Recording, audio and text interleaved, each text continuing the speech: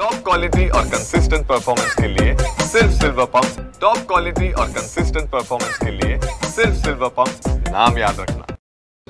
आपल्याला माहिती असेल की विधानसभेच्या निवडणुकीपूर्वी आपण अजितदादा पवार राज्याचे उपमुख्यमंत्री यांच्या हस्ते वास्तविक त्यावेळा मुख्यमंत्री महोदय आणि एकनाथ शिंदे साहेब आणि देवेंद्र फडणवीस साहेब हे येऊ शकले नव्हते, म्हणजे कोल्हापुरात होते का त्यांचे दुसरे कार्यक्रम होते आणि आचारसंहितेचा काळ होता। त्यापूर्वी याचा आपण शुभारंभ अजितदादा पवार यांच्या हस्ते केलेलं होतं।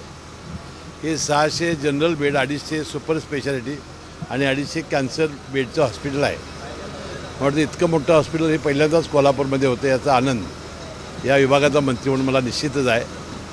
आणि आज कारण त्याला 2-3 महिन्याचा कालावधी लागला एन्व्हायरमेंट क्लिअरन्स मिळण्यासाठी।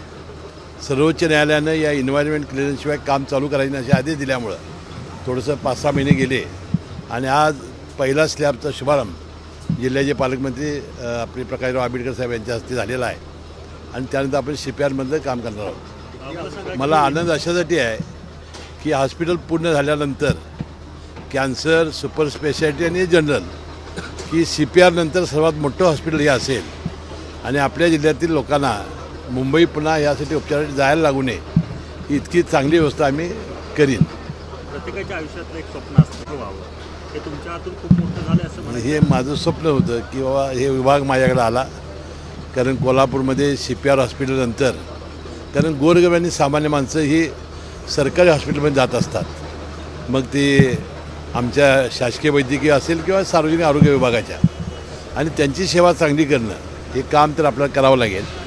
त्याशिवाय आपल्याकडे येणारे जे विद्यार्थी आहेत ते सगळे मेरिटचे आहेत, त्या विद्यार्थ्यांचं शिक्षण दर्जेदार ही 2 जबाबदारी आपल्यावर आहे, त्याचा आपण चांगल्या रीतीने प्रयत्न करतो आहे। ते योग्य प्रश्न इकडं